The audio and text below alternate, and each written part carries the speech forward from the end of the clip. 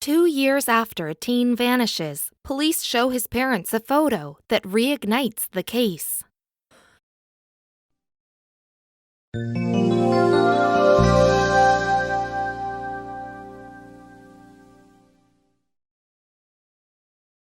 You go into your teenage son's room to wake him up for school, and he's not there. What's worse, his bed is still made. What follows is every parent's nightmare. Calling the police, searching, and the sinking feeling you get when something maybe horrifying has happened. It's a feeling one family knows all too well. When a 15-year-old boy disappeared from his hometown without a trace in 2016, his family was left in agony over the mystery and loss. Their search efforts felt futile until the police resorted to one tool that broke the whole case wide open. High school can be one of the most trying and formative years of a person's life. The pressure from peers, family, and teachers mold you into the person you will become. 15-year-old Aubrey Carroll was facing all of this and more. Aubrey's parents had recently gone through a divorce that resulted in Aubrey moving to Spalding County, a town about an hour away from his childhood home. Aubrey started a new school and was soon making friends. It seemed he was settling in. But custody battles kept things turbulent, and before the school year was over, Aubrey was forced to move back in with his father Michael in Jones County. To keep a little consistency in Aubrey's life, it was agreed that he would finish out the school year at Spalding.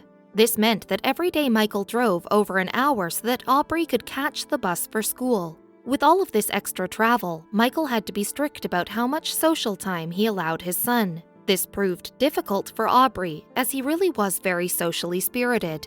Aubrey was feeling unhappy and restless with these new limitations. In mid-May, he acted out in what Michael reported was just a minor incident. Nonetheless, he found himself in trouble with the authorities. This trouble, it turned out, was only foreshadowing the big ordeal his family would encounter just days later. On the morning of May 24, 2016, Michael dropped Aubrey off at a bus stop as usual. This would be the last time he saw his son because later that afternoon when Aubrey's stepmother, Lee, arrived to pick him up at school, there was no sign of him.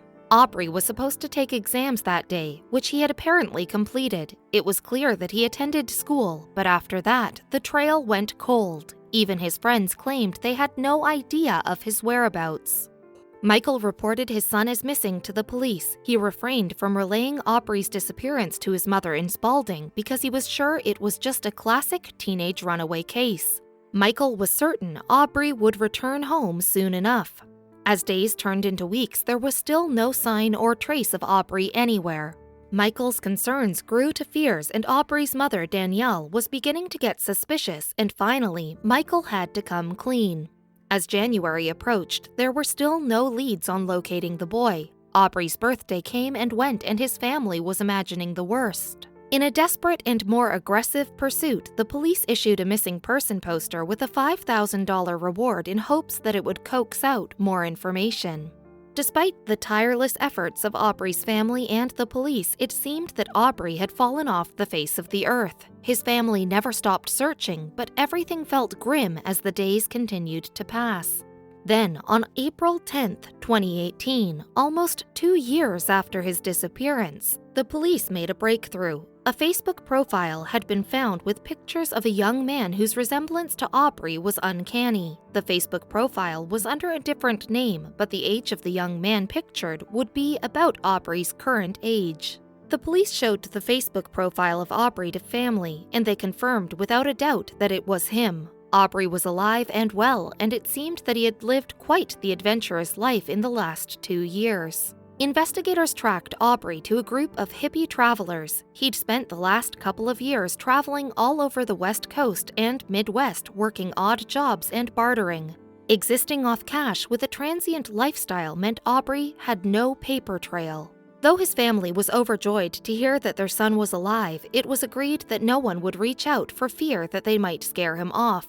This must have been extremely difficult after not seeing their son for years, but his parents wanted to do what was best for Aubrey, and so they held back. Eventually, the restraint became too much and a family member reached out to Aubrey. Much to everyone's relief, Aubrey quickly responded. A phone call was arranged with his mother, and by April 16th, Aubrey was back home in Georgia, reunited with his family. Aubrey shared tales of his life on the road when he returned home. Local police officers say some of the things he'd done and experienced would make your jaw drop. Aubrey's story wasn't the gruesome nightmare that his family had been worried about after all. Statements from Aubrey confirmed that he was not harmed in any way over the past 2 years. Police relay that.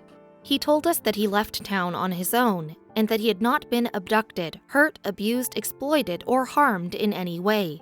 Aubrey was just seeing how the other half lived. As of 2018, the reason for Aubrey's running away remained unclear. His family was just excited to have him home safe and sound. Social media, for better or worse, is still bringing us closer together. More importantly, though, it's bringing us back together.